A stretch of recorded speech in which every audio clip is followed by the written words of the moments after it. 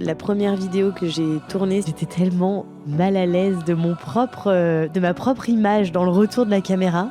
Je me disais, en fait, je ne vais pas y arriver. Je disais à Loïc, Lolo, prends la poussette, prends le petit, allez faire un tour. Parce que déjà que moi-même, je me gêne. On est horrible avec nous-mêmes. Puis en plus, on se trouve des défauts que les autres ne voient même pas. Il n'y a que toi qui trouves que tu dis trop ce mot-là ou que ta bouche, elle part trop comme ça quand tu souris, puis t'as une faussette, mais d'un côté, mais pas de l'autre. Enfin... On est dur avec nous-mêmes. Hein. Je me remets sans arrêt en question. Dès qu'il arrive quelque chose, j'ai l'impression que tout est de ma faute, que c'est moi qui ai mal fait, que c'est moi qui... Mais du coup, je veux dire, émotionnellement, c'est fatigant des fois de porter ça, tu vois. Ouais. Tu sais, un jour, je sais plus qui m'a dit cette phrase, mais alors elle a résonné, que Einstein, il se trompait 9 fois sur 10. Et ben, tu sais, quand j'ai entendu ça, je me suis dit, bah merde. Bah si Einstein il se trompe, j'ai bien le droit de me tromper. C'est clair. Finalement, parce que je suis pas Einstein, tu vois. C'est clair. Et ben là, tu prends du recul et tu te dis, mais oui, en fait, c'est juste que ça fait plus de bruit quand ça marche. Mais il y a plein de fois où ça marche pas. On se retrouve pour une nouvelle interview du podcast et aujourd'hui, j'accueille Océane Avakian qui nous fait l'honneur d'être là sur le podcast.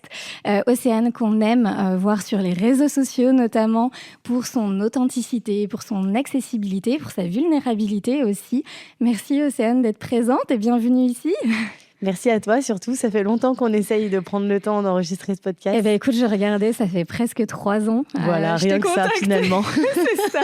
En fait, je t'ai contactée quand je lançais l'épisode de podcast. Et puis, les choses de la vie ont fait qu'il y a eu 2 rendez-vous manqués. Ouais. Et puis, je m'étais dit, bon, c'est foutu, mais comme quoi, la 3e était la bonne. Merci pour ta patience et je suis vraiment contente d'être là. Mais avec grand plaisir. On a plein de choses trop intéressantes à se dire. Mais avant de rentrer dans le vif du sujet, est-ce que, alors même si on te connaît... Est-ce que tu peux quand même te présenter, revenir sur ton parcours, nous dire qui tu es Bien sûr. Alors, écoute, moi, c'est Océane. J'ai eu 33 ans cette année. On a le même Pour âge. Pour ne rien vous cacher. T'es de la même année que moi? Ouais, 93 aussi? Non, 92 du coup, mais fin 92. Ah, ok. Bon, c'est presque pareil. Pas le même millésime. C'est ça. Je suis petite fille, petite fille, arrière-petite fille et arrière-arrière-petite fille de coiffeur. Donc, c'est-à-dire que chez nous, c'est un vrai gène supplémentaire, je crois, puisque c'est autant du côté de ma maman que de mon papa. Tout le monde est coiffeur de partout. C'est terrible.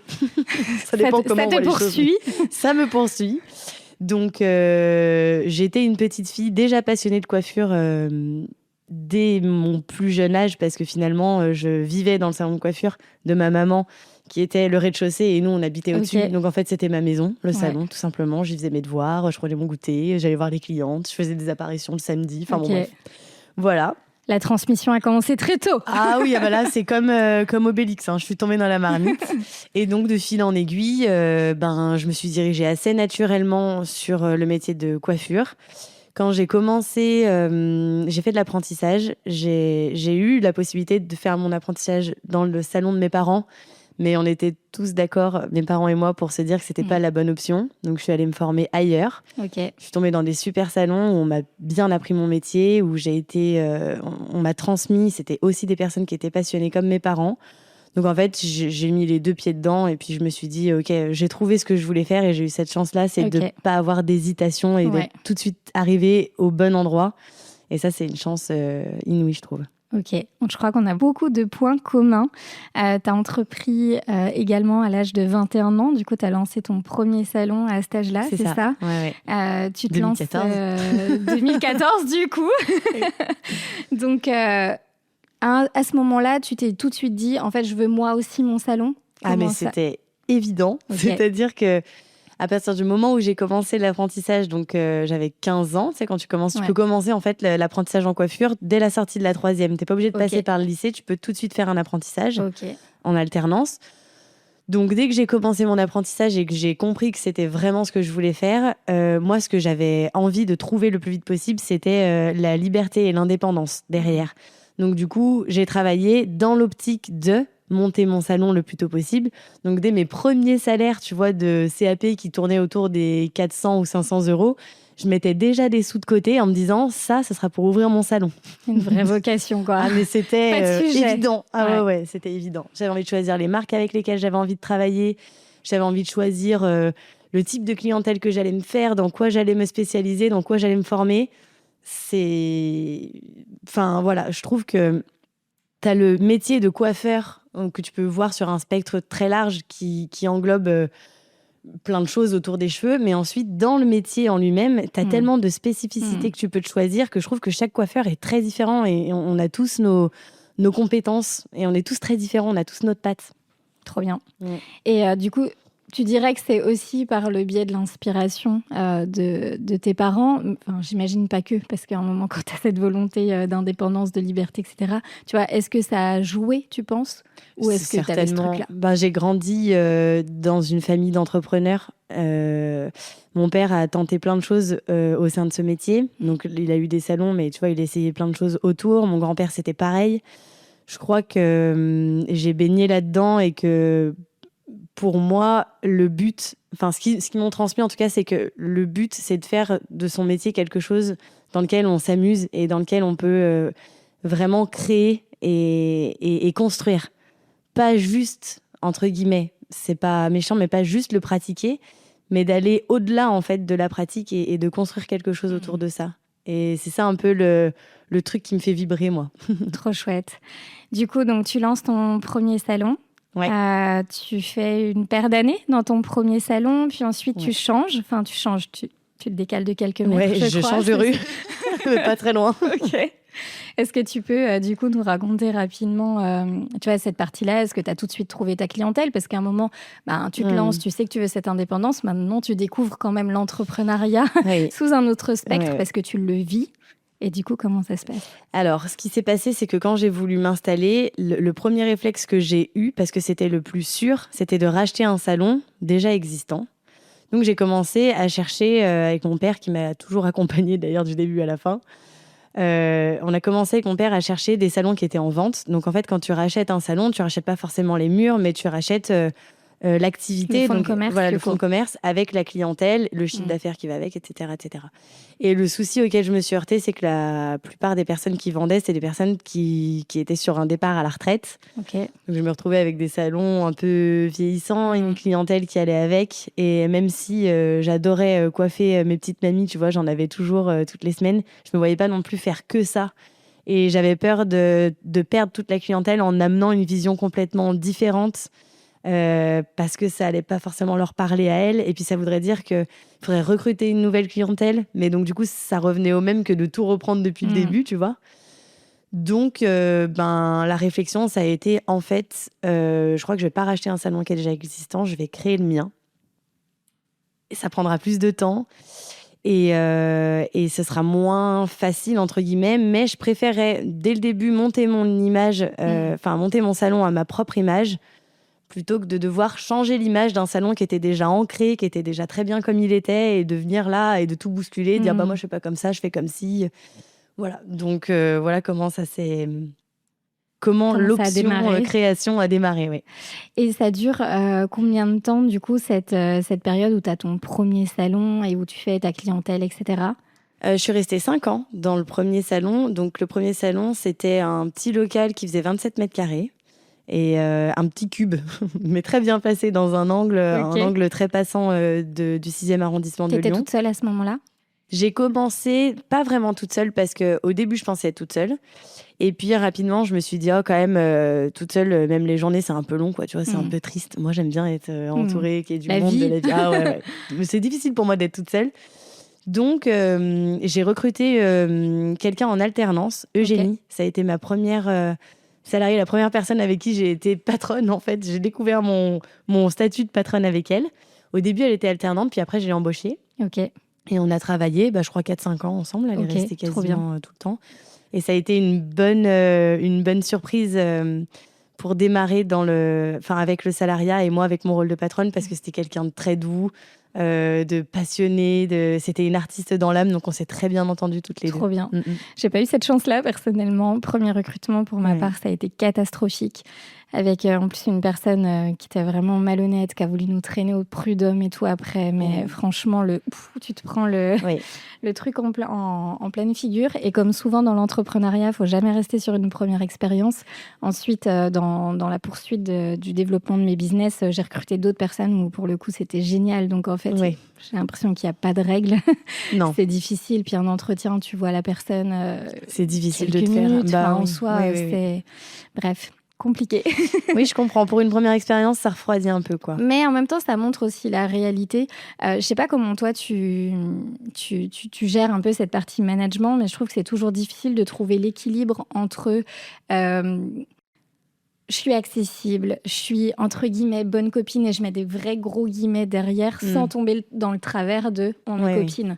Enfin, c'est, je trouve, quelque chose qui est difficile et où les personnes en face n'ont pas tous compris ça. Non, et puis pas conscience de ce que c'est, parce que quand tu n'y es pas, tu peux pas te rendre compte. Ouais, clairement. Alors, je vais faire genre, je te donne des leçons, je te donne des conseils, mais sache que je cherche encore aussi quelle est la bonne attitude à avoir, parce qu'en fait, c'est une remise en question permanente. Et puis, ça dépend beaucoup de la personne qui est en face de toi aussi, parce que tous les profils que tu vas recruter seront très différents. Ils n'ont pas besoin d'être managés de la même manière. Ouais. Il y a une petite astuce qui parfois choque un petit peu, choque. En tout cas, ça ouvre la discussion, c'est qu'on se vouvoie avec mon équipe. Ok. Eux se tutoient entre eux, mais eux et moi, en direct, on se vouvoie. Ok. Et ça, au début, ça n'a pas forcément été hyper volontaire, dans le sens où, quand j'ai ouvert le salon, donc j'avais 21 ans, et Eugénie, que j'ai recrutée, même si on n'avait pas beaucoup d'années d'écart, elle était déjà un petit peu plus âgée que moi. Et puis, quand j'ai recruté ensuite, ça a été pareil. En fait, vu que moi, j'étais très jeune, je recrutais forcément des personnes qui étaient un peu plus âgées que moi. Et donc, pour que, aux yeux de la clientèle et même pour notre relation à nous, tout le monde comprenne quelle était la hiérarchie du salon, et que, en fait, c'est pas parce que j'étais la plus jeune que j'étais l'apprentie, ou tu vois. Je vois. Et donc, j'ai instauré le vouvoiement dès le début en me disant, ça met une certaine barrière, ce qui ne t'empêche pas d'avoir une très bonne relation. D'être sympa, de rigoler. Exactement. Mais du coup, je trouve que c'est bien, parce que ça met une certaine limite dans les échanges. C'est-à-dire que le jour où tu as quelque chose à te dire de moins agréable ou d'un peu difficile à dire, tu vois, le fait qu'il y ait le vouvoiement, tu ça dis sépare forcément quand même pas bien les mêmes choses. Ouais, voilà, c'est ça. Avec le tu pourrais vite t'emballer. Je comprends vraiment la logique, parce que à parler comme une pote, purée, mais tu me gonfles, ou je pense qu'un truc comme ça pourrait peut-être partir plus facilement. Et dans les deux sens, hein. Que vous me gonflez, déjà, ça n'a pas tout à fait le même. J'avais comme ça un collaborateur que j'aimais beaucoup, mais qui parfois était un petit peu difficile à manager. Je disais, vous me faites chier. Voilà. Là, vous me faites chier. Mais donc voilà, encore une fois. Mais ça passe pas pareil. Ça marche pas de la même manière avec tout le monde. Et l'humain est très complexe, et cette place-là de patronne ou de patron est franchement pas très agréable, tu vois. C'est pas très confortable. Tu sais jamais trop sur quel pied danser. T'essayes d'être la meilleure... Quoi qu'il se passe, ça repose toujours sur ta tronche. De toute façon, ce sera ta responsabilité, quoi qu'il se passe. Mais du coup, ça veut dire que... moi, en tout cas, comment je le vois, c'est que je me remets sans arrêt en question. Dès qu'il arrive quelque chose, j'ai l'impression que tout est de ma faute, que c'est moi qui ai mal fait, que c'est moi qui... Mais du coup, je veux dire, émotionnellement, c'est fatigant des fois de porter ça, tu vois. Ouais.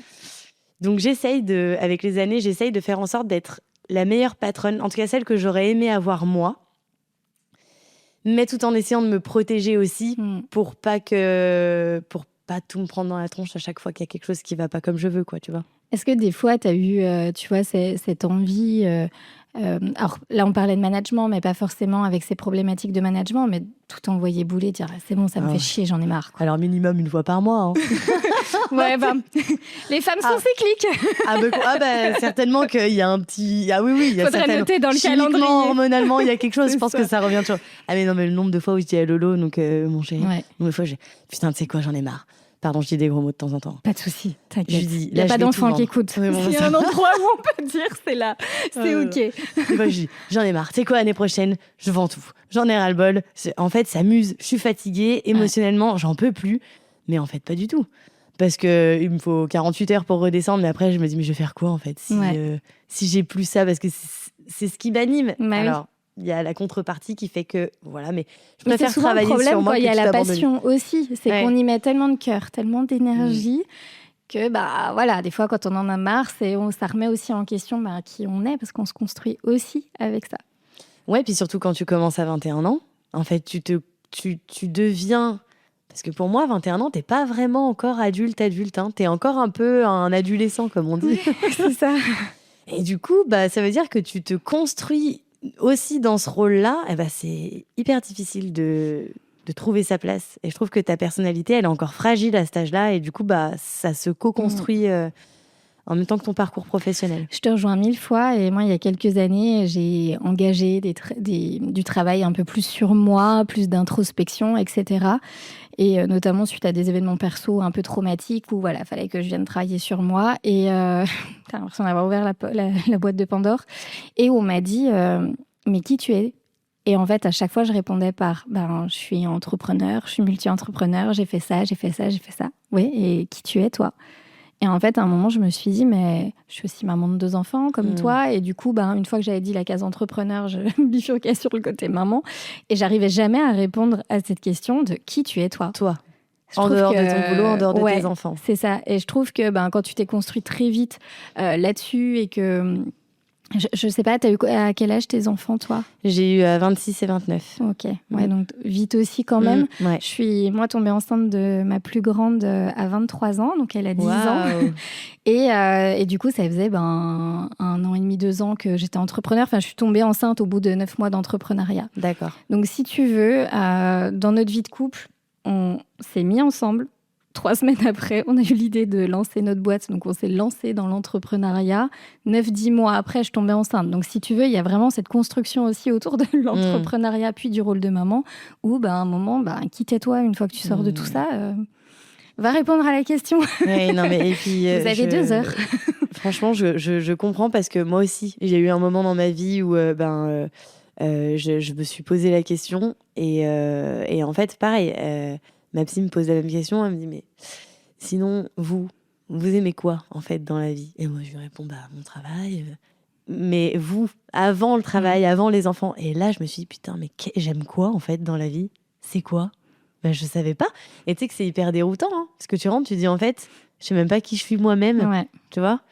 Donc après ça ça se travaille et puis ça se redécouvre. Mais en fait juste ça veut dire que il faut être consciente que de temps en temps il faut t'écouter toi. Il faut te laisser des moments en fait de libre pour t'écouter toi en dehors du travail, en dehors de ta famille et de tes enfants. Je trouve qu'une des premières choses à faire, c'est d'apprendre à prendre des rendez-vous avec soi dans son agenda. Et moi, je voyais vraiment ce truc-là de si je me mettais pas un rendez-vous dans mon agenda, c'est sûr que ça sautait à chaque fois parce qu'il y avait toujours mille autres choses à faire. Il y a toujours le plus important. Ah oui, ça c'est et sûr. Plus urgent. Et moi, tu vois, j'ai vraiment ce sentiment de, en fait, si je suis pas active, je sers à rien. Mais ça, c'est un vrai problème. Même mon chéri me le dit tout le temps. Il me dit, putain, mais tu ne sais pas t'ennuyer, Océane. T'as l'impression de pas en faire assez. Ah mais moi, en fait, me poser sur un canapé, d'avoir rien à faire, je vais me dire, attends, mais qu'est-ce que je fais? Je sers à quoi? À rien. Bon, ça dure go 10 faire minutes, un truc, quoi. Je vais aller trier mon dressing, je vais aller, tu vois. Mais j'ai du mal à me poser et à rien faire. Et ça peut être fatigant aussi pour la personne avec qui tu vis. Parce que et fatigant pour soi aussi. Et puis pour soi aussi. Mais moi, je m'en suis accommodée parce que c'est mon fonctionnement. Tu le choisis. Mais j'avoue que les seules fois où j'arrive à me poser à rien faire, c'est en vacances quand je vais me mettre à fond dans un bouquin où là, je peux lire 5 heures de suite Mais toujours dans l'action. Mais voilà. En fait, donc finalement, pas du tout, ça marche pas. C'est pas un bon exemple. Ça marche forcément. C'était pour la blague. Du coup, revenons à nos moutons. Donc, du coup, il y a ces 5 années, c'est ça que tu disais dans ton petit cube.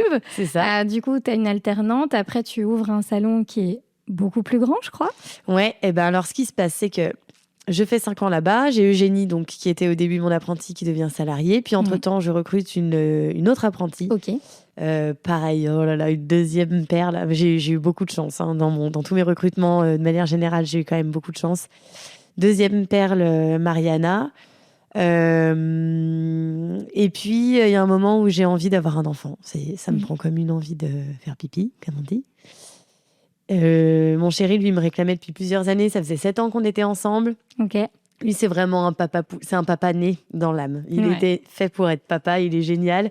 Et il a eu cette envie d'enfant avant moi, parce que moi, mon projet, mon bébé, c'était le salon pendant ces premières années.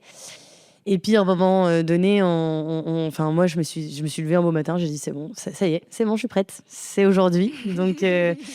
Donc, du coup, on s'est entendu là-dessus. Je suis tombée enceinte en travaillant dans ce salon. Quand j'ai accouché, j'étais encore là-bas. Et du coup, j'ai bénéficié de mon congé maternité, qui n'était certes pas très long, mais qui était déjà un peu trop long pour moi, dans le sens où j'étais chez moi. Tu t'es vite ennuyée. Ouais, voilà, je me suis vite ennuyée. Je me suis dit, si on changeait de salon. Parce qu'en fait, là, Comme 27 si c'était pas assez, du coup. Non, mais c'est que la réflexion était déjà là avant d'avoir un enfant. Parce que ça commençait à faire petit, que je savais qu'on pourrait pas être plus de 3, que le planning il était complet sur 2 mois à l'avance. En fait, la question, c'était soit je reste là, ça me va déjà très bien, et je continue comme ça, mais il y aura pas d'évolution possible. Mais du coup, à 26, 27 ans, ça m'embêtait de me dire qu'il y aurait pas plus d'évolution que ça. J'avais envie, moi, d'évolution. Soit, il fallait que je déménage ou que j'ouvre un deuxième salon, mais en fait, il fallait que je fasse quelque chose si je voulais que ça évolue. Je me voyais pas du tout, et je me vois toujours pas d'ailleurs avoir un deuxième salon. Je me vois pas me diviser en deux. En même temps, on n'en est pas encore au bout de l'histoire, mais pour tous ceux qui te connaissent déjà, je crois que t'es quand même plutôt pas mal occupée. Oui, non mais... Tu vois, sur le principe, j'ai vu mon père avoir plusieurs salons. Ça m'a pas du tout fait envie. Alors, lui, il ne l'a pas très bien vécu non plus, donc est-ce que c'est ça qui m'a refroidi? Je ne sais pas. Mais pour moi, j'ai besoin d'y être. En fait, je me voyais pas me diviser en deux entre deux endroits. Pour moi, l'énergie du salon, l'âme du salon, elle repose aussi sur la personne qui tient la boutique, quoi.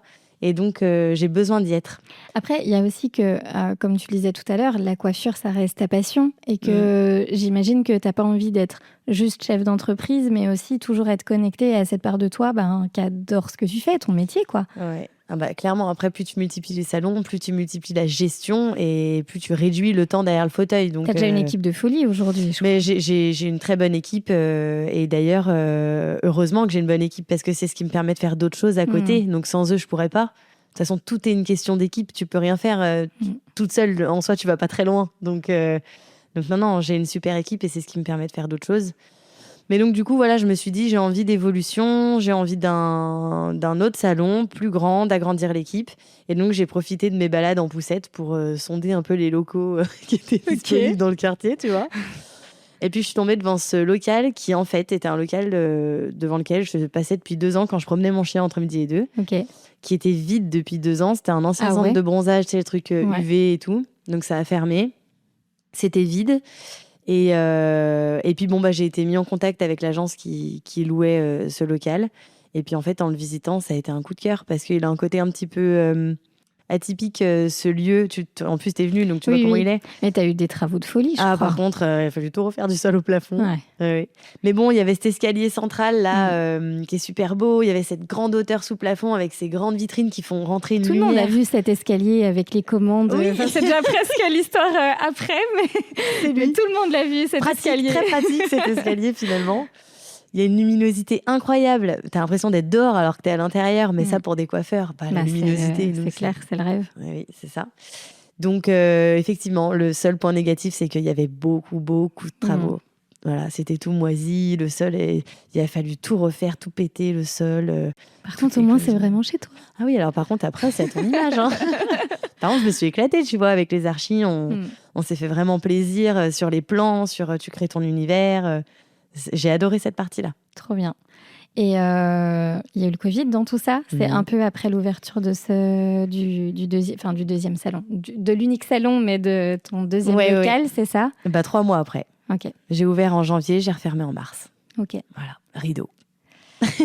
Moi, je te découvre à ce moment-là. Ah, t'es arrivée à ce moment-là? Eh oui. Mais via Instagram, du coup? Bah oui. Ah, putain. Ouais. Incroyable, hein? Ouais. Et peut-être avant ça, avant de rentrer dans l'histoire, parce que là, je trouve qu'il y a plein de choses à dire, trop intéressantes, et qui viennent chercher beaucoup de choses aussi, je pense, chez chacun de nous, sur la façon de communiquer et autres. Mais du coup, je crois avoir entendu dire que du coup, tu n'avais pas en plus les aides de l'État à ce moment-là, donc tu fermes, mais tu te retrouves en mode ok, j'ai plus de taf. Donc pour une hyperactive qui aime bien avoir toujours quelque chose à faire, je pense que du coup, pas simple à gérer. Et en plus, sur le plan financier, parce qu'on sait que pour un entrepreneur, il y a cette part de risque, mais là, en attendant, personne ne pouvait voir venir ce qui se passait. J'imagine que les challenges ont été énormes aussi. Mais tu sais quoi, vraiment, moi, cette journée-là où ils nous ont confinés, mais je m'en rappelle comme si c'était hier. Pareil. Et puis oui, je pense que je suis loin d'être la seule. Parce que, bon, déjà, c'était inédit. On a tous dit, mais c'est une vaste blague, en fait. Mais qui va me forcer à fermer mon salon? Pas du tout, en fait. Je vais aller travailler. Et puis après, je me suis dit, non, en fait, tu vas te perdre. Tu vas faire ce qu'on dit. C'est ça, mais tu vas arrêter de faire la maline, là. Mais donc, du coup, effectivement, franchement, c'était la douche froide. Hein. Je me rappelle, je suis passée par la colère, par l'anxiété, par les pleurs, par tout. En fait, je me suis dit, mais je fais comment ? Je vais faire quoi ? Je viens d'ouvrir il y a 3 mois. J'ai un crédit qui va à la hauteur du montant des travaux. J'ai 5 salariés à payer. Comment je vais faire ? Vraiment, c'était... Je sais pas si tu as eu ce sentiment. Enfin, moi, ce qui est vraiment revenu à ce moment-là, c'est mais genre tout ça, tous ces efforts, toute cette énergie déployée pour que genre tout puisse s'arrêter comme ça. Là. Moi, ça m'a pas fait la même... Ok. J'ai pas eu le sentiment que tout pouvait s'arrêter. J'ai eu le sentiment inverse, c'est de se dire c'est impossible que ça s'arrête. Un peu le déni ? Non, pas, plus en mais... mode il va falloir trouver une solution, mais je ne veux pas que ça s'arrête, ça ne s'arrêtera pas. C'était même pas envisageable, tu vois. Donc, Et t'as même pas eu ce moment, parce que moi je sais qu'après il y a eu vite ce truc de résilience qui s'est activé, on va trouver des solutions. À ce moment-là, nous on venait de lancer notre logiciel de réservation de table pour restaurant. En termes de timing, on n'était pas ouf non plus. Puis là, arrêt total. Et puis, cas de figure un petit peu différent du tien, mais on n'a pas eu nous les aides parce qu'on n'était pas concernés par une fermeture administrative, même si notre chiffre d'affaires dépendait totalement des restos. Donc chiffre d'affaires pareil qui passe à 0 du jour au lendemain. Par contre, pendant 15 jours, j'étais au fond du trou, où vraiment, difficile de se lever. Un peu, personne comprenait, je pense, ce qui se passait aussi à ce moment-là, genre le cataclysme qui tombe. Et puis par contre, après, j'ai passé ces 15 jours, une fois que j'avais été suffisamment au fond de mon lit, j'étais là, ok, on va faire ça. De toute façon, il n'y a rien à perdre. Pareil, on venait de recruter, on était 6, et on attend en plein process de levée de fonds, qui du coup s'est stoppé, parce que Covid. Donc en fait, ils nous ont tous dit, en fait, on va attendre de voir ce qui se passe. Mais bon, bref, du coup, tu vois, j'ai quand même eu ce plongeon pour pouvoir remonter. Mais toi, j'ai l'impression que du coup, non, ça a été... Non, parce que dans ma tête, moi, ça allait vraiment durer que 15 jours. Okay. Déjà, ils avaient dit 15 jours, donc moi, j'ai bloqué 15 jours. Dans 15 jours, je réouvre. J'ai 15 jours de vacances. Un peu. Et en fait, vu que Léo avait 1 an, mais en fait, j'ai surtout vu le truc en mode j'ai de la chance parce que je le voyais pas beaucoup. À l'époque, j'avais pas du tout aménagé mes horaires. Pour mon premier, franchement, j'ai pensé que j'allais pouvoir continuer à vivre de la même manière sans rien changer. Donc, je rentrais à 20h. Je partais le matin, je le voyais 5 minutes. Et en fait, là, ça m'a plutôt mis une claque en mode, en fait, ça va être l'occasion de profiter de ton fils et de passer du temps avec lui. Donc, ces 15 jours, en fait, j'ai vu ça un peu comme des vacances. Et pour moi, vu que ça allait durer que 15 jours et que je savais que la trésorerie, pendant 15 jours, j'allais être OK avec ça et qu'après, j'allais réouvrir. Ouais, OK. Ça allait aller. C'est quand j'ai compris après que ça allait durer 15 jours de plus. Je me suis dit, OK, donc là, la trésorerie, ça va commencer à être compliqué. Mais j'ai pas eu ce moment où je me suis dit, tout peut se terminer, dans le sens où c'était tellement inconcevable. Mais inconcevable que... on a trouvé une solution, et quand je dis on, c'est parce que je suis pas du tout toute seule derrière tout ça. J'avais aussi une super équipe qui m'entourait à l'époque. Je me rappelle de notre conversation WhatsApp qui s'appelait Plan d'action Covid. Et là, on était toutes là à donner nos idées. On va faire ci, on peut faire ça. Ok, déjà, faut rappeler les clientes, faut rembourser tous les acomptes de réservation des clientes. Oh waouh. Donc déjà que la trésor... disons qu'il y a que des moins parce qu'il y a aucun plus, mais en plus tu retires du chiffre d'affaires. En fait, on est vite passé en mode action, réaction. Ouais, ok. Voilà. Ouais. Et du coup, l'action-réaction ? L'action-réaction, ça a été déjà les réseaux sociaux. Ouais. Et ça. C'était déjà, je crois. Oui, j'y étais déjà, mais c'était très sommaire, quoi. C'était des avant-après de mes clientes de dos, avant-après. Ok. Et puis là, j'ai tourné la caméra et j'ai commencé un peu plus à basculer sur ce qui était tuto, astuces, questions-réponses, live, partager un peu mon quotidien, parce que je crois qu'on avait tous besoin de communiquer avec le monde extérieur d'une manière ou d'une autre, et c'était une bonne manière de le faire. Et puis après, ça allait vite, parce que de fil en aiguille, y a plein de marques qui se sont dit « Oulala, attends... les gens ont du temps à tuer, ils vont passer du temps sur les réseaux sociaux. C'est l'occasion pour nous aussi de se développer. » Donc du coup, il y a certaines marques qui commençaient à rentrer en contact avec nous, et notamment GHD, tu sais, les lisseurs, boucleurs et tout, qui ont été les premiers. Je vois bien. Grâce à toi, j'ai investi beaucoup. Ah voilà. Mais c'est du bon matériel, donc t'as bien investi. C'est ça. Pour le coup, ça dure. Ah ouais, bah là, c'est clair, ça, je suis d'accord avec toi. Mais donc, eux sont venus les premiers vers moi en me disant, bon, bah voilà, on aimerait co-construire quelque chose avec toi. On est persuadé que le côté expertise coiffure plaira beaucoup pour conseiller Parce qu'on avait du les temps, consommatrices. en fait, aussi. Bah ouais, t'avais le temps prendre soin de soi, Exactement. Prendre soin de tes cheveux, tester des tester choses, pour comment te coiffer. se faire livrer parce que tu pouvais faire plus que ça. Ouais, c'est ça. Ah bah, les livreurs, ils avaient du boulot, hein, par C'est contre. clair. Mais donc, du coup, voilà, ils m'ont mis la puce à l'oreille en m'ouvrant un champ des possibles, en disant que, en fait, j'ai une possibilité de m'adresser aux consommatrices et en plus de pouvoir éduquer, conseiller, amener du bien-être directement à la maison pour elles aussi. Et en fait, je me suis régalée à faire ça. Et là, je me suis dit, mais en fait, les réseaux sociaux, j'adore, quoi. Enfin, je crois que j'ai trouvé vraiment un complément à mon métier qui ajoute de la valeur et sur lequel il y a aussi ce côté artistique parce que c'est très artistique en fait les réseaux sociaux. T'as clairement. plein de façons différentes de faire passer un message et en fait ça réunissait tout ce que j'aimais, la coiffure, l'artistique, le créatif, la communication, mais sur un canal complètement différent et en plus ça me permettait de tuer le temps et psychologiquement de rester stable. Alors là, c'est la belle histoire. Ouais. Mais comme on se disait tout à l'heure, un petit peu en off, c'est comment on fait pour tourner la caméra, être à l'aise avec l'idée de tourner la caméra. Je crois que tu as déjà beaucoup dit aussi que tu étais timide. Comment, tu vois, on ose passer ce cap-là qui est franchement hyper difficile. Enfin, je pense que je me souviendrai toute ma vie. La première fois que j'ai fait une vidéo, j'avais des sueurs froides, j'en pouvais plus. Ouais.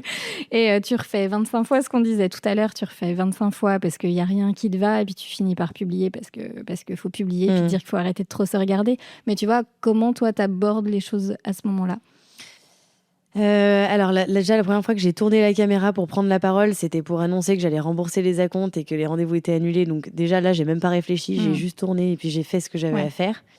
Mais là, c'est même pas de l'influence entre guillemets non. où tu vois. Non, là c'était vraiment de l'info. Mais par contre, la première fois où j'ai tourné la caméra pour filmer un contenu, c'était donc pour GHG. Mais si eux, ils étaient pas venus me trouver en disant on pense que tu peux faire un truc chouette et tout, machin. Bah, de moi-même, j'aurais peut-être pas autorisé. Non, je pense pas. Parce que pas légitime, trop timide, qu'est-ce que je vais leur raconter, qu'est-ce que je vais apporter de plus que les autres. Mais tu vois, de moi-même, franchement, je pense que je l'aurais pas fait. Hein, donc je les remercie de... Mais tu verras, dans mon parcours, c'est très souvent grâce aux autres que je me suis lancée dans quelque chose parce que de moi-même, j'ai pas assez confiance en moi pour le faire, même si j'en ai très envie. C'est quand même assez fou et je trouve que c'est ça qui est intéressant et merci de le dire, Océane, parce que la plupart des gens ont quand même vraiment toujours l'impression que c'est facile pour nous et je me mets dans ce lot-là aussi parce que tu vois, dans ton parcours d'entrepreneuriat, t'as fait ci, t'as fait ça, t'as rebondi, t'as toujours trouvé une solution, nan, nan. Puis les gens ont facilement ce truc de dire bah oui, mais enfin c'est facile pour toi, c'est inné. Ben non, en fait. Non, ça demande de parfois un peu fermer les yeux et de se dire bah c'est vertigineux, mais j'y vais. Et je trouve que c'est important de montrer l'autre réalité. Je pense que peut-être, en tout cas, je me reconnais beaucoup dans ce que tu dis. Toi comme moi, on n'en est pas là parce que juste à un moment, on a fait tout ce qu'on voulait, qu'on pensait être capable de faire. C'est qu'on l'a fait parce qu'on le faisait aussi pour autre chose et qu'on était appelé par autre chose. Pas juste si on regarde juste notre image. Et c'est pas forcément évident de passer le cap, quoi. Non, et puis moi, je me souviens très bien, la première vidéo que j'ai tournée, c'était un tuto pour se faire un brushing toute seule. Et j'étais tellement mal à l'aise de ma propre image dans le retour de la caméra. Je me disais, mais en fait, je ne vais pas y arriver. Et je disais à Loïc, Lolo, prends la poussette, prends le petit, allez faire un tour. Parce que déjà que moi-même, je me gêne. Mais si en plus, je sais que vous êtes là, qui regarde. J'ose même plus parler parce qu'en fait, tout ce que je dis me semble ridicule. Tous les mouvements que je fais, ils me semblent pas naturels. Je me trouve plein de mimiques, je me trouve plein de défauts. Je dis en fait, pars parce que sinon, je vais jamais y arriver. Donc pendant tout le confinement, à chaque fois que j'avais une vidéo à tourner ou un live à faire, je me foutais à la porte avec mon fils. Allez vous promener. En plus, il faisait hyper beau. Trop bien. Donc c'était parfait. C'était parfait, c'était très bien. Pas de culpabilité. Voilà, exactement. Et puis, mais même en me retrouvant moi seule face à moi-même, je me gênais quoi. On se juge énormément. De toute façon, on est horrible avec nous-mêmes. Puis en plus, on se trouve des défauts que les autres ne voient même pas. Il n'y a que toi qui trouves que tu dis trop ce mot-là ou que ta bouche, elle part trop comme ça quand tu souris, puis tu as une faussette, mais d'un côté, mais pas de l'autre. Enfin, on est dur avec nous-mêmes. Hein. Je trouve ça tellement drôle que tu le dises comme ça et c'est tellement ça. Et justement, ce qui me vient, c'est que... Alors, comme je te disais, je suis arrivée à ce moment-là, période Covid, et je trouve que tu as tout de suite eu ce côté authentique, mais qu'on a encore plus perçu avec le temps. Et là, aujourd'hui, on a l'impression que c'est une extension de toi, que tu fais ça, tu t'en bats les steaks, peu importe dans le contexte dans lequel tu es, etc. On te voit pas coiffée, pas maquillée, on te voit sous la douche quand tu fais tes petites vidéos, et tu ris beaucoup, et tu as ce côté naturel que tu as réussi à amener. Et je trouve que c'est le plus difficile d'être soi-même, en fait. En fait, alors oui et non. Mais je vois ce que tu veux dire, parce que être soi-même, ça veut dire aussi se montrer un peu vulnérable et se montrer... se dire que si on nous aime pas, on nous aime pas comme ça. Voilà, c'est ça. Mais du coup, oui, ça veut dire que si on te fait des reproches, tu les prends directement parce que ça te touche, parce que t'es vraiment la personne que tu montres. Ça, je peux t'en parler, je sais ce que ça fait. Mais parlons-en. Mais du coup, à la fois, c'est aussi ce qu'il y a de plus simple à faire parce qu'il n'y a pas de rôle à jouer et il faut juste... Faut lâcher prise. Il faut te dire, en fait, comment je serais si je m'adressais à mes potes. Moi, c'est vraiment ça que j'ai fait au début. C'est genre, comment je suis quand je parle avec mes copines. Je suis comme ça. Donc, quand je fais mon blabla, je fais comme si je m'adressais à mes copines. Vraiment. Et il y a même des fois où je trouve que, suivant, tu vois, le jour ou le sujet sur lequel je vais faire une vidéo, si je suis un peu moins à l'aise et si je suis un peu moins moi, en toute transparence que d'habitude, moi, je le vois vachement. Au moment où je regarde la vidéo finale, je me dis, c'est moi, mais c'est moins moi que d'habitude, tu vois. Est-ce que ça t'empêche de publier ? Du coup, ça me fait refuser certains sujets avec lesquels en fait, si j'estime que je serais pas à l'aise, que je suis pas d'accord avec le fond ou la forme, ou que je le fais pas. Voilà, très bien. Ça, moi, je suis à l'aise, je suis bien dans mes baskets, je suis à l'aise avec ce que je dis et ce que je fais, et puis derrière, j'ai pas de regrets, quoi. Ok. Du coup, tu te lances sur les réseaux. Tu lances ta boutique en ligne, du coup. Oui, ouais. Et ça explose à ce moment-là. Alors, ça a été une sacrée surprise, ça. En fait, ce qui s'est passé, c'est que l'évolution du truc, ça a été confinement, temps à tuer, réseaux sociaux, questions-réponses, tuto. Et ensuite, là, tu as une réponse des personnes qui te regardent. Ok, le shampoing que tu utilises, il est génial, mais tu l'as acheté où ? C'est quoi la marque ? C'est quoi le... Et en fait, moi, j'avais pas perçu cette curiosité au-delà du geste, du produit, tu vois. Je le voyais pas comme ça. Et c'est trop drôle parce que, genre, tu le dis là, ça pourrait paraître logique, mais c'est ça aussi qui est très intéressant dans l'entrepreneuriat, c'est que parfois on a tout devant nous puis on voit pas, et puis le fait d'avoir des retours aussi, ça nous aide en fait à voir des choses. Ah oui. Souvent c'est les autres qui te donnent les idées. Enfin moi, en tout cas, ça a toujours été les autres qui m'ont planté des petites graines inconsciemment, mais tu te dis il y a un truc à faire là. Très humble, Océane. Non mais c'est vrai, c'est vrai de vrai. Je pense que plus t'as d'échanges, plus tu as de personnes qui te font part de leurs besoins de manière hyper naturelle, plus derrière, ça nourrit tout ce que tu peux créer. L'entrepreneuriat, c'est répondre à un besoin aussi. Ouais. Mais je suis totalement d'accord avec toi. Et du coup, les réseaux sociaux, pour ça, c'est une porte incroyable qu'on s'ouvre. Avant, il n'y avait pas ça. Maintenant, en fait, tout va plus vite et toutes les idées arrivent t'as plus besoin de faire d'études de marché maintenant. Non, t'as une communauté sur les réseaux, tu parles de ce que tu veux faire. Tu sais tout de suite si ça peut marcher ou pas. C'est clair. Donc du coup, c'est arrivé comme ça, à force de me poser des questions. Et donc du coup, je renvoyais sur d'autres sites où je donnais des équivalents ou des machins. Puis en fait, à un moment donné... Mais tu vendais déjà tes produits en salon? Moi, au salon, j'avais déjà mes produits. Ouais. Mais ce qui n'était pas simple, c'est que les produits que je vendais, c'était des marques un peu niches qui n'étaient pas forcément OK avec le fait d'être vendues sur Internet. OK. Donc en fait, quand je me suis dit, j'ai du stock plein les étagères et j'ai plus de trésor, donc la trésor, elle est clairement au salon, il faut qu'elle arrive sur le compte, donc il faut que je vende ces produits. Après, l'enjeu, c'était de contacter ces marques-là et de leur présenter le projet et de leur dire, je voudrais que vous acceptiez que je vende mon stock en ligne. Donc du coup, PowerPoint, présentation et tout tutti quanti.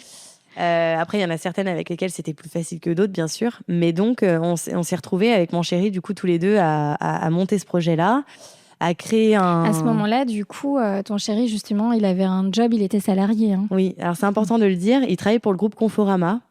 Et en fait, ça allait très mal déjà avant le Covid pour la plupart des magasins Conforama. Et donc, quand il y a eu le Covid, ça les a terminés, Coup de entre grâce. guillemets.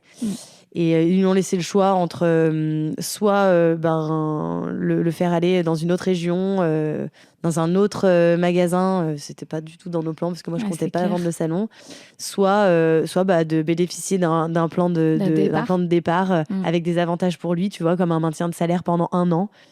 Et ça, c'était une aubaine pour nous parce que ça nous a permis de monter un autre projet en se disant de toute façon, si ça marche pas, ce projet de e-commerce, t'as 1 an et puis dans 1 an, tu trouves autre chose. Lui, il a 1 an. En parallèle, tu vois, il commençait des formations sur d'autres trucs parce qu'il disait si ça marche pas, au bout d'1 an, j'ai déjà un truc.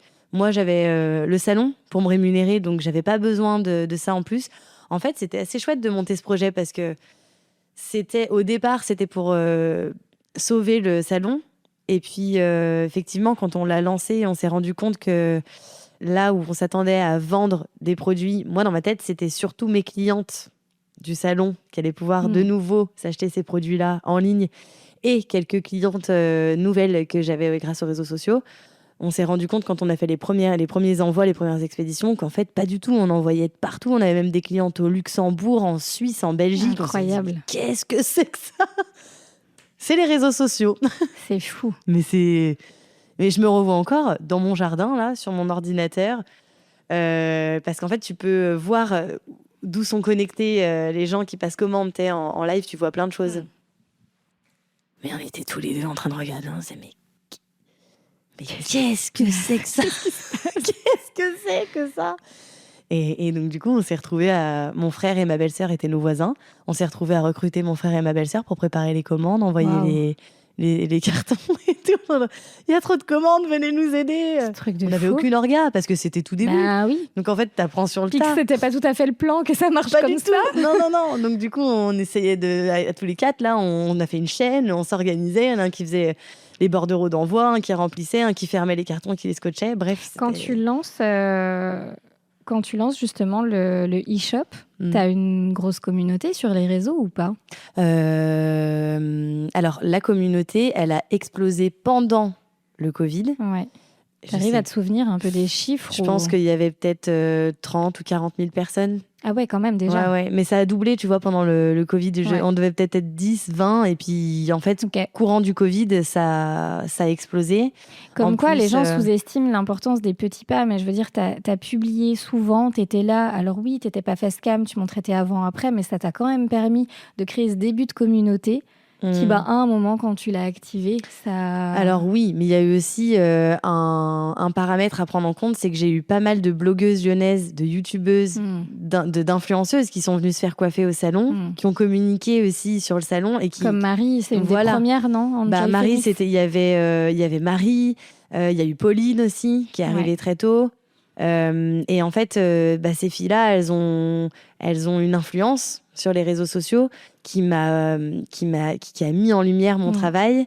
Et donc forcément que ça m'a énormément aidée aussi. Et à la base, du coup, puisqu'on parle de ce sujet, comment elles sont venues à toi ? Parce qu'elles ont découvert le salon ou enfin, tu vois, comment ça s'est... Alors, c'est une histoire qui est assez marrante parce que ça a commencé par une cliente qui s'appelait Karine, que j'embrasse très fort d'ailleurs si elle écoute, parce que finalement c'est un peu ma bonne étoile.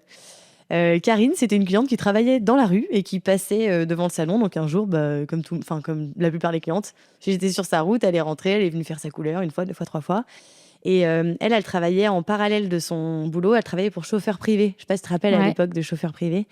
Et elle faisait le lien entre les influenceurs, les codes promo et les consos et la boîte. Et donc, du coup, elle avait dans ses connaissances Jérém Star, Caroline Receveur, Marie. Et en fait, elle était très copine avec Marie. Et puis, Marie, elle avait du mal à cette époque-là à trouver quelqu'un pour s'occuper de ses cheveux. Elle avait une coiffeuse avant, puis qui est partie. Puis elle avait plus personne, elle n'avait pas plus de coiffeuse attitrée. Et Karine lui a dit, comme une copine te dirait, viens chez ma coiffeuse, essaye, tu verras si ça te plaît. Et ça s'est fait comme ça. Elle est arrivée par bouche à oreille. Et puis après, tu vois, là, on a fait le calcul le jour, parce que maintenant on est devenus amis. Bah oui. Et ça fait 11 ou 12 ans là, que je la Incroyable. Que je la coiffe et qu'on se voit tous les mois, tu vois. Donc, Ok. c'était toutes les deux, c'est mes Mais comme mes quoi, bonnes étoiles. je trouve que c'est ça qui est intéressant. Il n'y a pas quelque chose à un moment donné qui fait que tu en es là. C'est la succession de plein de petites choses et aussi de la qualité de ton travail parce que on n'enlèvera jamais ça.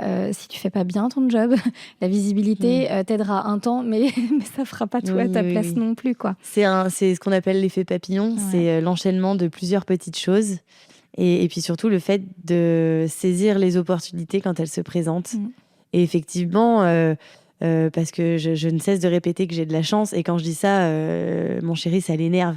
Parce qu'il me dit non, oui, il y a eu un début de chance, mais tu l'as saisi derrière. Et si tu ne l'avais pas fait, et si tu n'avais pas continué d'être présente sur les réseaux, de montrer ton travail, de communiquer, de continuer à te former, de continuer tout ça, en fait, ça se serait essoufflé. Et puis ça se serait arrêté. Voilà, c'est ça qu'il dit, lui.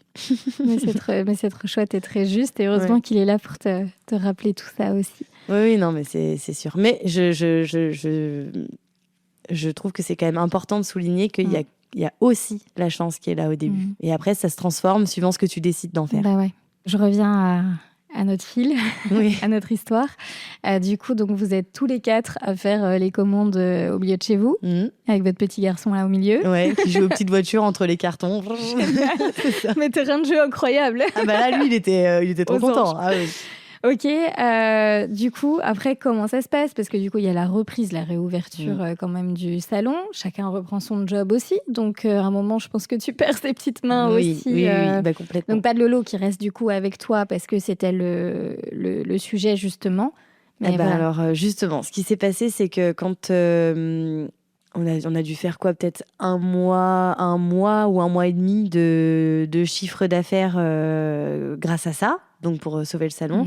Et puis donc quand on s'est posé la question de est-ce que ça continue ou est-ce que ça continue pas, moi ce que j'ai dit à Lolo, c'est je pourrais impossible que je mène cette barque toute seule là. Si on continue, il faut qu'on s'associe tous les deux.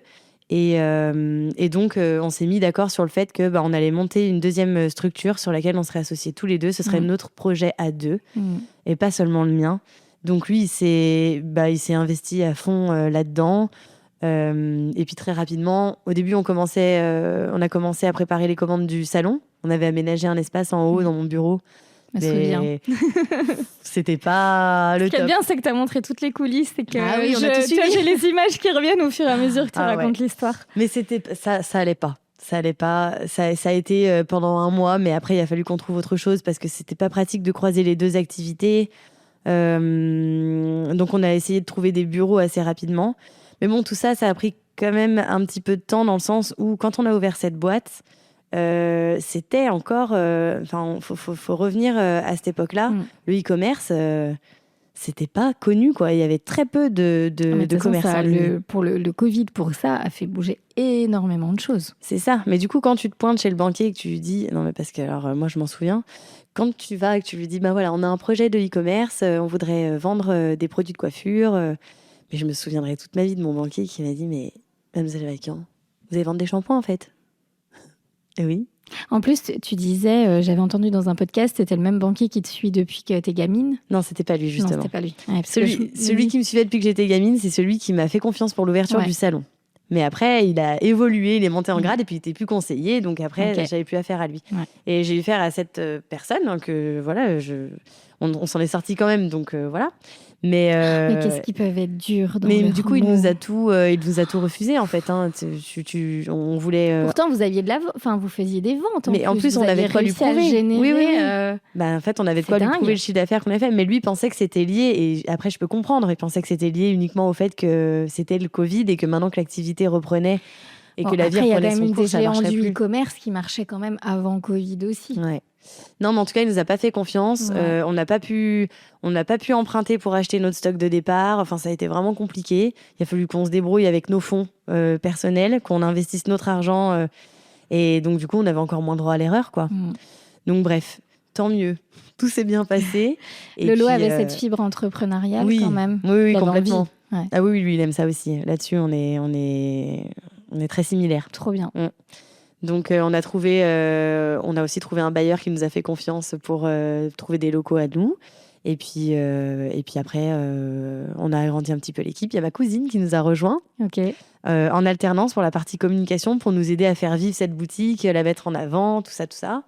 Donc, on a travaillé pendant 2 ans avec ma petite cousine. C'était chouette. Et puis, en fait, en le disant, je me rends compte, c'est vachement une histoire de famille quand même dans tout ce qu'on a fait. C'est cool. On part de là. Non, mais c'est vrai, c'est chouette. Je suis contente, tu vois, de le réaliser. On en reparlera dans quelques années. Ouais. C'est pas du coup tes 2 petits garçons ce qu'ils feront et tout ça. On va savoir. Ah, c'est fou. Mais donc voilà, puis au fur et à mesure, l'équipe s'est agrandie, on a changé de locaux. Et là, on a emménagé pour la partie toute la partie e-commerce. Ouais. On a emménagé dans nos bureaux. Donc là, il y a un peu plus d'1 mois qu'on a acheté. Donc là, on a acheté un plateau, on l'a fait aménager à notre sauce, selon nos besoins et tout, pour optimiser vraiment l'espace en fonction de notre activité. Et attends, je vais te dire une bêtise parce qu'on vient de recruter 2 autres personnes. On est combien? On est 7 sur la partie e-commerce. Mais la partie e-commerce, elle englobe aussi la partie communication et réseaux sociaux. Parce que je suis très bien entourée pour tout ce qui est montage, planning édito, etc. Et donc, du coup, l'équipe e-commerce, ça comporte aussi bien la logistique que le marketing, que la communication. Voilà pourquoi on est 7. C'est un sujet que tu soulèves qui est hyper intéressant aussi parce que tu as longtemps tout fait toute seule, les réseaux sociaux. Ouais. Puis ensuite, tu t'es entourée. À quel moment tu prends la décision de t'entourer? J'ai commencé à m'entourer quand il y a eu le e-commerce qui est intervenu. Parce que du coup, je me retrouvais à devoir communiquer sur un seul canal, mais pour 2 activités différentes. Et là, ça devenait plus compliqué. Donc du coup, ma cousine avait pris le relais sur la partie e-commerce. Moins le côté spontané aussi, peut-être de se dire, faut peut-être réfléchir quand même à une stratégie. C'était très différent en fait. Je connaissais pas du tout le e-commerce. C'est du commerce, mais c'est pas du commerce non plus. Enfin, c'est pas les mêmes codes, c'est pas les mêmes techniques de vente. Tu communiques pas de la même manière. C'est de l'influence, on retrouve vachement ce truc-là aussi. C'est ça. Et donc là, ma cousine est intervenue à ce moment-là pour m'aider là-dessus. Et puis après, quand elle a eu terminé son alternance, elle n'a pas forcément continué dans cette voie-là, mais du coup, j'ai pris quelqu'un d'autre encore. Et puis de fil en aiguille, là où au début, c'était que sur la partie e-commerce, après, j'ai eu besoin d'aide aussi sur tout le reste. Et ça s'est fait petit à petit. Et maintenant, tu vois, je ne pourrais plus faire toute seule, c'est impossible. Mais on aussi se rend pas compte du boulot qu'il y a derrière. Tu t'es rajouté aussi plein de casquettes malgré tout, tu vois. Oui, peut-être que tu publies plus qu'avant. Parce que je t'avais entendu dire du coup que de toute façon, à un moment, tu gérais tes montages le soir et tout ça. Enfin, il y a aussi un moment, maintenant, t'es maman de petits garçons. Enfin, je veux dire, on peut pas faire ça toute notre vie non plus. Non, quoi. c'est clair. Même quand on a beaucoup d'énergie. Oui, non, mais après, t'as envie d'avoir une vie aussi, tu vois, pour toi et puis pour ceux qui partagent ton quotidien. Donc, t'as besoin de t'entourer à un moment donné parce que ce qu'il y a, c'est qu'il y a beaucoup de personnes qui culpabilisent de ne pas arriver à être assez régulier, assez présent sur les réseaux. Mais c'est vrai que quand tu es toute seule à tout gérer et que tu as déjà une activité qui te prend 80% de ton temps, on n'est pas des super-héros non plus. Tu peux pas tout faire. Donc en fait, il faut accepter de se dire j'accepte que ce soit imparfait et de ne pas être aussi présente que ce que je voudrais. Ou j'accepte de recruter et de me faire accompagner en me disant, voilà, en fait, chacun son taf, j'en donne une partie à quelqu'un qui pourra gérer ça et m'aider et sur qui je pourrais m'appuyer. Et là, à la limite, tu pourras déjà arriver à tenir tes objectifs de manière plus confortable, quoi. Ok, et c'est là où moi aussi, j'ai besoin de tes conseils. Tu vois, c'est à un moment, comment tu arrives à déléguer, comment tu arrives à ce que... Pas sur le volet management, mais en fait, les réseaux sociaux, c'est très incarné, du coup. Enfin, ton compte, il est très incarné, et encore aujourd'hui, alors que pour le coup, tu délègues beaucoup, tu parles beaucoup de ton équipe, mais malgré tout, c'est toujours toi, c'est toujours ta patte, c'est toujours ton authenticité. Et genre, comment on fait pour obtenir ça quand tu commences à déléguer? Enfin, perso, j'ai essayé plusieurs fois de déléguer. Alors après, pas en recrutant, tu vois, en sous-traitant. C'est peut-être pas pareil, je ne sais pas. Mais en tout cas, pour l'instant, j'ai jamais trouvé quelqu'un qui comprenait, en gros, tu vois, ce que je voulais faire, ce que je voulais dire, et puis qui était dans ce côté incarnation de ta marque, des messages, de ce que tu veux dire, sans chercher à vendre tout le temps. Et tu vois, je trouve qu'il y en a encore beaucoup qui sont dans la communication telle qu'il y avait avant. Tu vois, tu utilises vraiment comme une vitrine pro, mais en mode des messages de vente et machin, alors que ça marche plus comme ça, quoi. Ouais. Je pense que c'est vraiment une vision des choses à essayer de transmettre. Et moi, la chance que j'ai eue dans tout ça, c'est que la première avec qui ça a vraiment hyper bien matché sur la personnalité et donc la façon de communiquer, ça a été Angélique qui fait encore partie. Tu la vois dans la FAQ. Oui, Tu dois la voir. mais puis j'ai échangé avec elle, Bah oui. surtout pour le podcast. Évidemment. Qui est très gentille d'ailleurs. Pour mettre un visage sur la personne. Et en fait, la chance que j'ai eue, c'est que, bon, déjà, elle était abonnée à mon compte Instagram depuis des années, donc elle voyait comment j'étais, elle me connaissait, mais surtout, elle était cliente au salon. Ok. Je lui avais déjà coupé les cheveux plusieurs fois, tu vois, elle connaissait le salon, l'ambiance, elle me connaissait personnellement.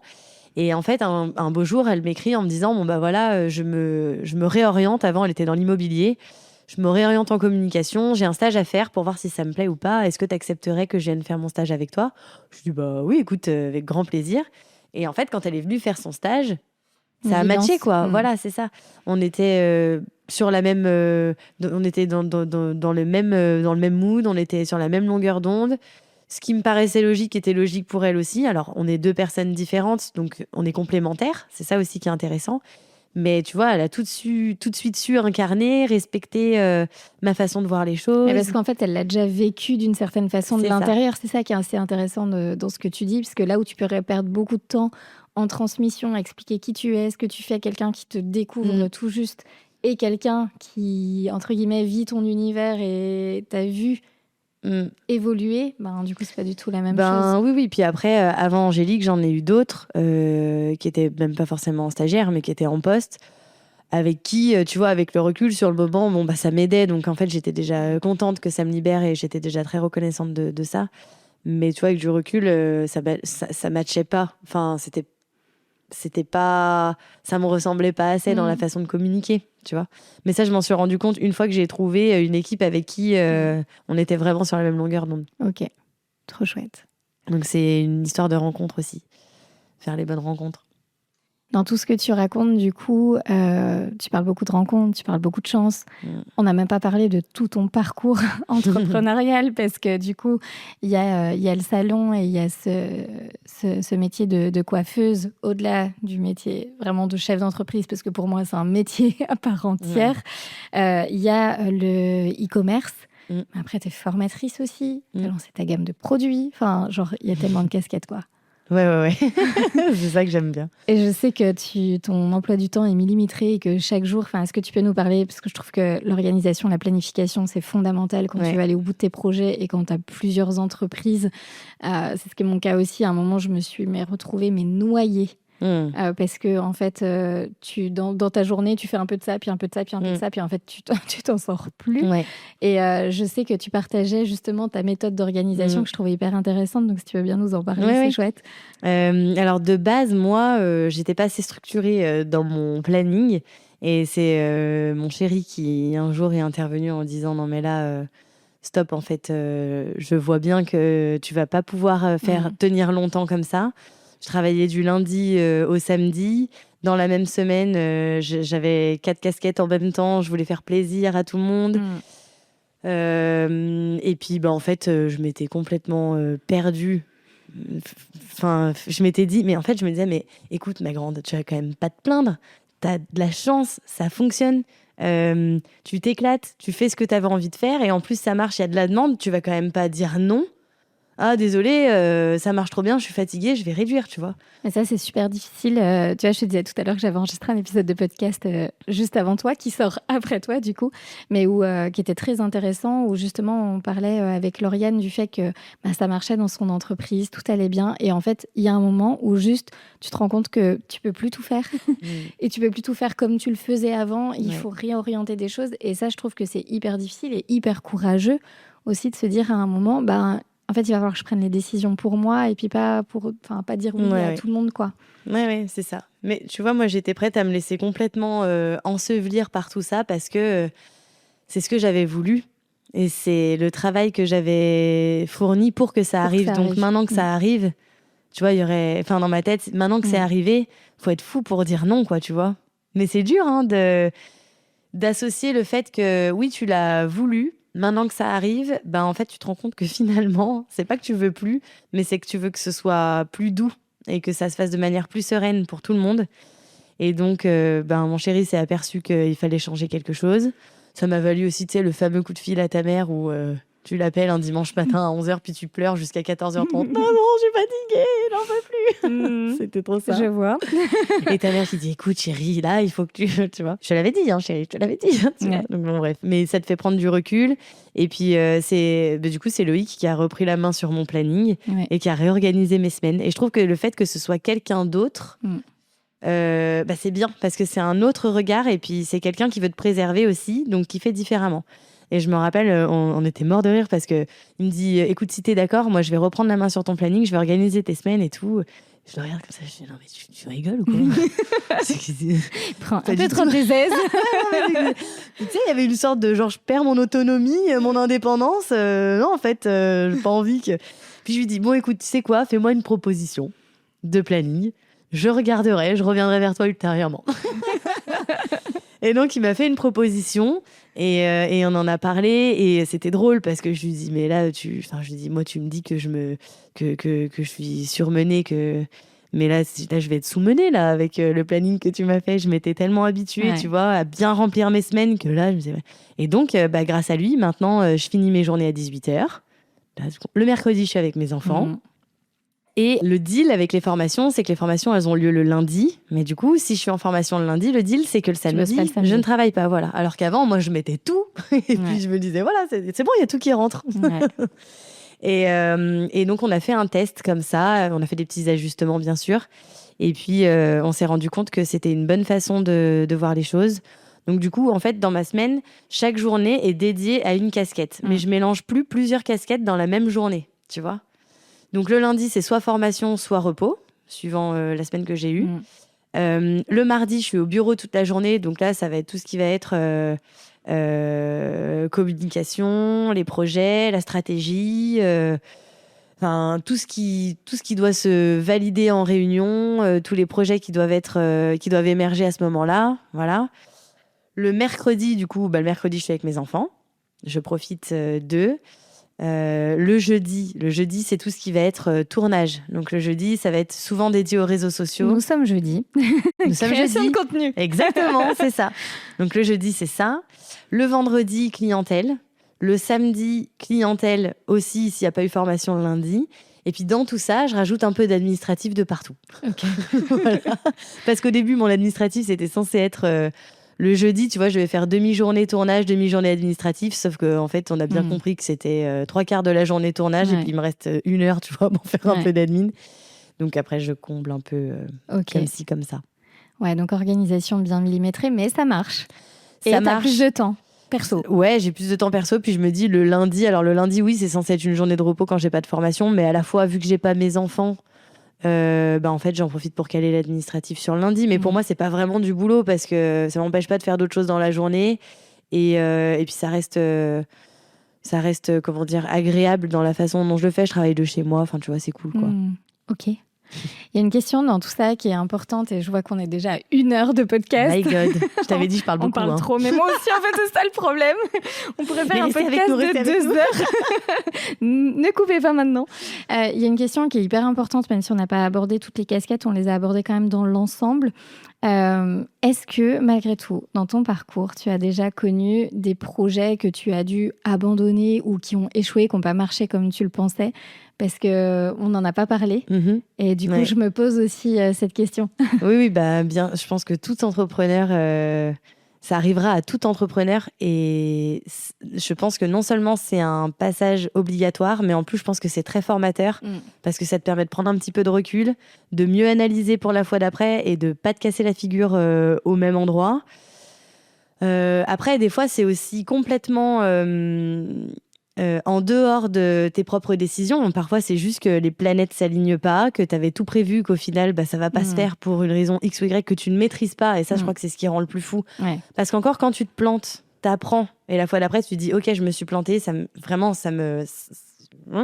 mais je sais que je ferai différemment la prochaine fois. Mais quand c'est pas dépendant de toi, là c'est un peu plus difficile, la pilule elle est un petit peu plus difficile à avaler. Mais oui, et puis ça nous arrivera encore de se planter.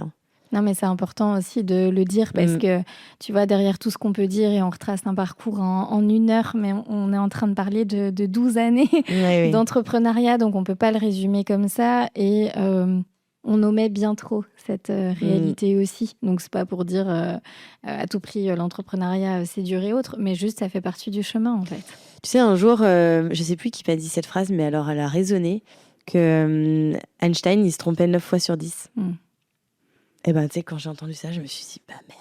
Bah, si Einstein, il se trompe, j'ai bien le droit de me tromper. C'est clair. Finalement, parce que je suis pas Einstein, tu vois. C'est clair. Et ben là, tu prends du recul et tu te dis, mais oui, en fait, c'est juste que ça fait plus de bruit quand ça marche. Mais il y a plein de fois où ça marche pas. Ouais. Et on n'ose encore pas trop le dire. Après, je trouve que pour le coup, on voit de plus en plus ça aussi sur les réseaux. On parlait d'authenticité, de vulnérabilité aussi. Et je trouve que de plus en plus de personnes, notamment des personnes influentes qui réussissent, s'autorisent à dire non mais attends, il y a aussi cette autre réalité. Et du coup, je me souviens de ce post que tu as fait il y a très peu de temps aussi, où tu disais, mais en fait, je doute, j'ai peur que mes clientes n'aiment pas ce que je fais. Il m'arrive parfois que des clientes ne soient pas satisfaites. Et puis, j'ai peur de ne pas donner assez bien des formations. J'ai peur de prendre la parole en public, mais les gens ne le voient pas. Enfin, j'ai trouvé que c'était hyper intéressant que tu viennes dire toutes ces choses-là aussi, quoi. Mais je suis contente parce que j'ai eu beaucoup de retours suite à ce post et même des personnes que je croise qui m'arrêtent pour me dire mais merci de l'avoir dit, merci. Et hier encore devant l'école, quand je suis allée chercher mes enfants, il y a une maman qui est venue me voir qui m'a dit mais je vous suis sur les réseaux, mais merci pour ce post, ça fait du bien, ça déculpabilise tout le monde. Mais en fait, je suis trop contente parce que moi-même, je me suis inspirée d'une autre influenceuse maman qui l'a fait. Mais en la lisant, je me reconnaissais dans tout ce qu'elle disait et que les mères n'osent pas dire de peur d'être jugée, d'être une mauvaise mère ou d'être... Tu sais, maintenant, tout le monde se compare, tout le monde se juge. Tu sais, c'est un poids, quoi. Voilà. Ouais, c'est clair. Et en fait, je me suis dit, mais j'ai bien envie de le faire pour ma profession. Mais franchement, quand je l'ai écrit, je me suis dit, là, j'ai l'impression d'être complètement à nu. Comme ça, tu vois. Ouais. En mode, tout ce qui est vulnérable chez moi, je suis en train de le poser sur la table. Et j'ai peur que quelque part, ça abîme encore plus ma confiance en moi, dans le sens où je me suis dit, si les gens savent sur quoi je doute, le jour où quelqu'un a envie de me piquer là où ça fait mal, alors vraiment, je me montre avec toute ma vulnérabilité et c'est hyper facile de venir me chatouiller là où ça va être difficile pour moi, tu vois. Okay. Donc quand je l'ai fait, je me suis dit, waouh, est-ce que ça, vraiment, je peux le dire? Est-ce que c'est pas un peu trop profond, un peu trop perso? Est-ce que c'est pas plus une réflexion que je dois garder pour moi, dans un coin de ma tête, pour évoluer, mais que je dois garder pour moi? Et en fait, je me suis dit, de toute façon, j'ai vraiment envie d'être entière. Donc, go, on le fait. J'en ai parlé à l'équipe avant, tu vois, aux filles qui bossent avec moi sur la com. Je leur ai dit, voilà ce que j'ai eu comme envie. Vous en pensez quoi? Comment vous le percevez? Et elles m'ont toutes dit, mais si, c'est génial. Si, faut le faire. Ça va faire du bien à tout le monde, en fait. Et du coup, je regrette pas du tout parce que quand je vois les retours qu'il y a, je me dis, mais... Et je trouve que ça permet de désacraliser un peu aussi et de se dire... ouais, Océane, elle fait plein de trucs, elle réussit, elle a une grosse communauté sur les réseaux, etc. Mais ça reste une personne humaine comme tout le monde, en fait. Oui. Puis alors, moi, je me vois pas du tout comme ça. Hein. Mais je sais, j'en suis sûre. Je dis, je sais parce que ça me paraît naturel, mais parce que aussi, voilà, ça fait 1 heure qu'on papote et que c'est évident. Mais et tu vois, quand tout tu le monde voit pas ça. J'ai l'impression que tu parles de quelqu'un d'autre. Parce que moi, dans ma tête, c'est beaucoup plus... Enfin, je sais pas comment expliquer, mais j'ai l'impression que tu parles de quelqu'un d'autre. Tu vois? Mais c'est normal, t'as pas la même perception de toi-même que ce qu'on peut avoir d'un point de vue extérieur. Mais finalement, c'est beaucoup plus simple et beaucoup plus banal que ce qu'on pourrait s'imaginer. Hein. Et du coup, quand tu fais ce post, donc tu dis, tu doutes beaucoup par rapport à justement à l'impact que ça peut avoir sur ta confiance en toi. Mais est-ce qu'à un moment, tu dis, quel impact ça peut avoir sur mon entreprise? Non. Mes entreprises? Non, là, quand j'ai douté là-dessus, je pensais surtout à ma confiance en moi. Mais j'ai pas du tout pensé à l'impact que ça pourrait avoir sur les entreprises, non. Non, parce que je pense que les gens ont envie de voir des choses vraies et authentiques. Et moi, je me dis que si je vois, je sais pas, une entrepreneuse que je suis et que je suis cliente chez elle, suivant ce qu'elle propose, je pense que le fait qu'elle en dise plus sur elle-même, au contraire, je me sentirais plus proche d'elle, mais ça me rebuterait pas sur le fait de la faire travailler, mais tu vois, même au contraire. Mais je vais dire, c'est la réponse que j'attendais, je n'attends pas de réponse précise. Mais en tout cas, c'est aussi le message que je voulais qu'on puisse faire passer, c'est qu'au-delà de ça, du coup, on crée une connexion et en plus, à l'ère de l'intelligence artificielle et autres, je trouve que moins on aura d'humains, plus on aura besoin d'humains. Et les doutes, les problèmes de légitimité et de confiance en soi, c'est ce qu'on traverse tous, et même je vais dire toutes, parce que les femmes, on est très sujettes à ça. Et juste se rendre compte que non, t'es pas un ovni, t'es juste comme nous, comme tout le monde. C'est aussi important de le dire, et je trouve que ça crée une connexion supplémentaire encore, quoi. Ouais, non, mais c'est clair. C'est clair. Mais écoute, moi, je continuerai à admirer les femmes qui ont confiance en elles, comme je continuerai à admirer les femmes qui n'ont pas confiance en elles, mais qui font leur possible pour que ça évolue. Parce que je trouve que quand même, quand tu arrives à travailler là-dessus, tout est quand même plus simple, tu te poses moins de questions. Je pense que les femmes qui ont confiance en elles, de ce que je perçois, se posent moins de questions, osent plus de choses. Se demandent moins ce que les autres peuvent penser d'elles. Après, derrière les femmes, peut-être que tu perçois comme ayant confiance en elles, peut-être que, tu vois, il y a une réalité que tu vois pas aussi, en fait. Complètement. Je pense que c'est ce qu'on oublie aussi beaucoup, et c'est pour ça que d'avoir autant d'authenticité, de vulnérabilité dans ce que tu partages toi, mais d'autres personnes aussi qui s'autorisent à ça, je trouve que voilà, ça montre encore une autre réalité. Moi, je déteste quand une personne me dit alors j'essaie, je pense que je suis très authentique, peut-être pas autant que toi, tu vois, genre je sais pas si j'arriverais encore à me montrer avec les cheveux en bataille, en train de me démaquiller et autres, mais j'essaie le plus possible d'être moi-même, et j'ai souvent des personnes qui me disent mais un peu comme je disais tout à l'heure, c'est facile, et puis toi tu te poses pas de questions, mais ma cocotte, si tu savais. Si tu savais, je m'en pose 25 000 fois par mois. Et parfois, c'est dur aussi de suivre ça. Ça, c'est pas évident tous les jours, quoi. Non, c'est clair. Je pense que c'est important de le tu vois, dire. c'est pour ça que j'admire aussi les femmes qui n'ont pas confiance en elles ou pas assez, et qui font en sorte de travailler dessus, parce que du coup, je sais ce que c'est et ce que ça demande comme courage en plus, du coup. Et je crois que, du coup... ce qui est à la clé, c'est encore plus beau au final, parce que tu t'es tellement bousculé, tu as tellement fait d'efforts pour arriver à obtenir les résultats que tu souhaitais au début, que tu le savoures encore plus. Merci pour ces belles paroles, Océane. De rien. C'était vraiment un super bon moment. J'aurais envie de continuer à papoter avec toi pendant des heures. Mais en tout cas, merci pour tous les beaux messages que tu as fait passer dans cet épisode de podcast. On a hâte de continuer à te suivre sur les réseaux sociaux. Et évidemment, je mettrai toutes les infos en bio. Mais je pense que vous n'avez pas besoin de ça pour retrouver Océane sur les réseaux, au salon et autres. Merci encore 1000 fois. C'est moi qui te remercie. Je suis très contente d'avoir passé ce moment avec toi. C'était chouette. Heureuse qu'on ait réussi enfin à la persévérance. À Ouais, celles et ceux qui nous écoutent, ne jamais abandonner quand on a envie de réaliser des choses aussi. C'est ça. Et du coup, vraiment, merci encore. C'était très agréable. À très vite. Merci. À bientôt. Salut. Salut.